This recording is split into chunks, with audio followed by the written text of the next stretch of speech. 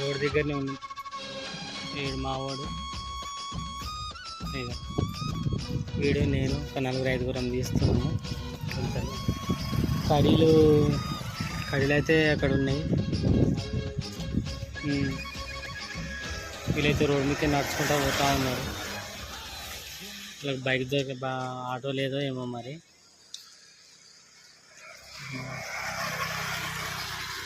కడీలు చూపిస్తా మీకు.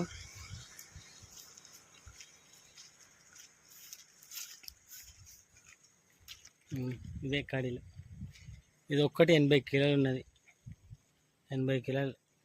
దీన్ని తీసి ఆ గుంతలో వాతాలి. అదే ఇది గుంత ఏది కనిపిస్తలేదు.